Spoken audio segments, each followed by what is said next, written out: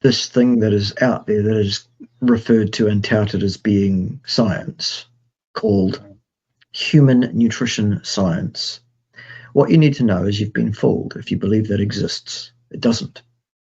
There is no disciplined, rigorous evidence available in that field of so-called science that I would remotely take seriously in any way, shape, or form.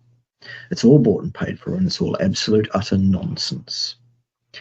What we do know is if we look at the wider picture, we can look at things like actual hard sciences, such as the physical anthropology of the development of the human speciation over the last 4.5 million years, from our predecessors right through to our current speciation, which is thought to have been largely formed by about 350,000 years ago. Yeah.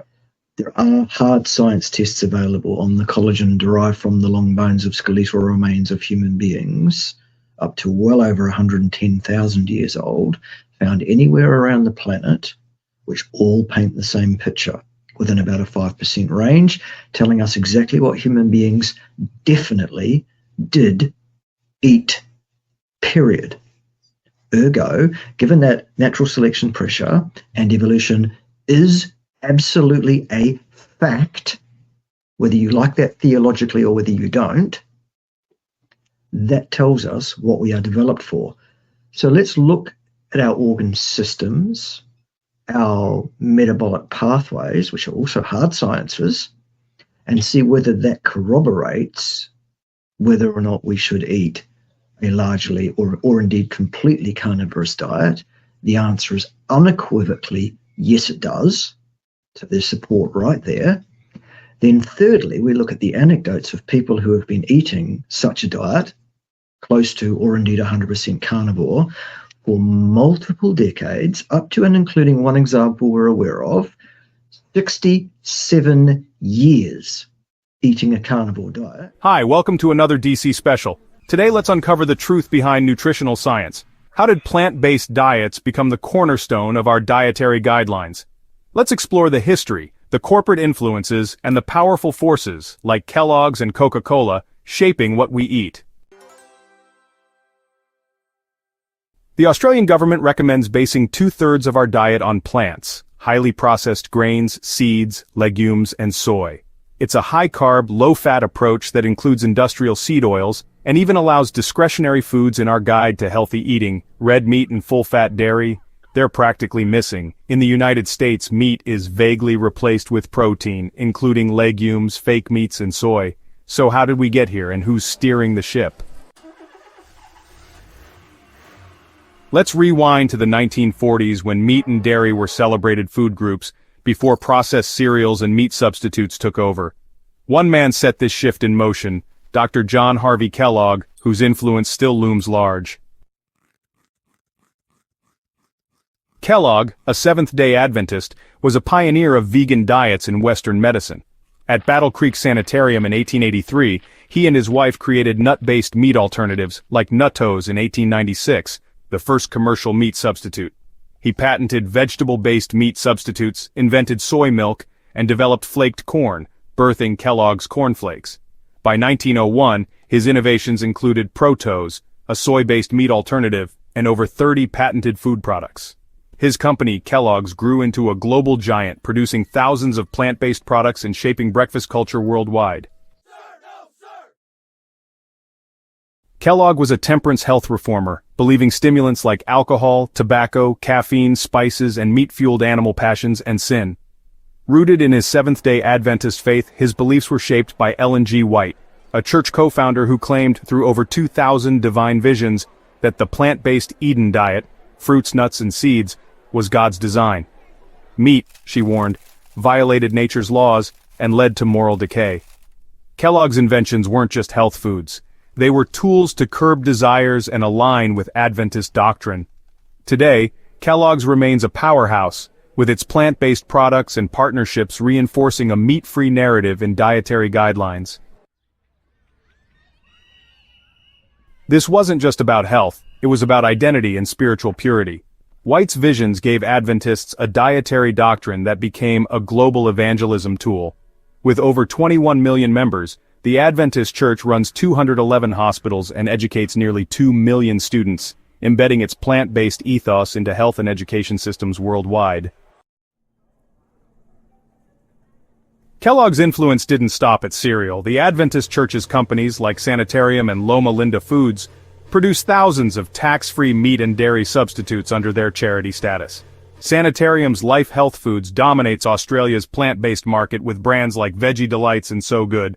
But the real story lies in how Kellogg's and corporations like Coca-Cola have infiltrated nutrition policy and dietetics.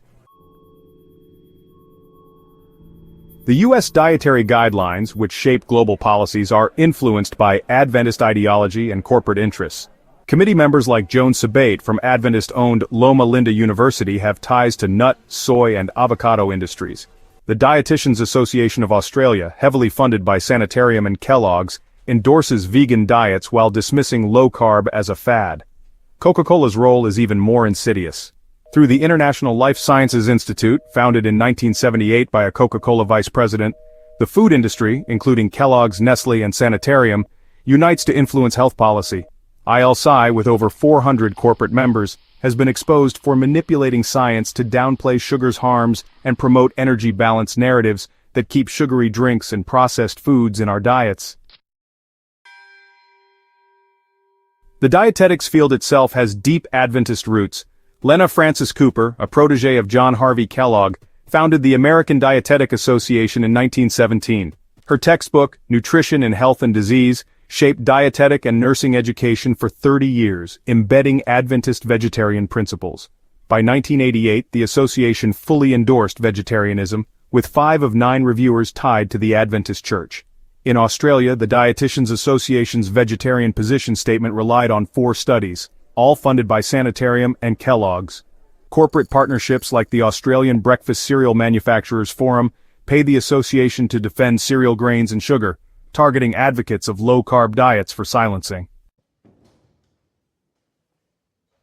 This corporate and religious push has consequences. Since the low-fat guidelines of 1977, type 2 diabetes, obesity, and metabolic diseases have skyrocketed. One orthopedic surgeon, silenced in 2016, faced this head-on. Diagnosed with a pituitary tumor at 38, he found a low-carb, high-fat diet halted his cancer's growth. Inspired, he advocated for low-carb diets to help patients, only to be investigated by the medical board, influenced by the Dietitians Association, Sanitarium, and Kellogg's. Documents revealed a $23,000 annual deal where the association agreed to defend cereal sales against low-carb advocates. His crime? Challenging high-carb advice. After a 2.5-year investigation, he was cleared with an apology. But the fight persists. Nutrition science isn't always about science. It's about ideology and corporate profits. Coca-Cola's funding of exercise as medicine initiatives shifts blame to inactivity, while Kellogg's and Sanitarium's plant-based products dominate health guidelines, sidelining nutrient-dense meats and fats. What's the solution?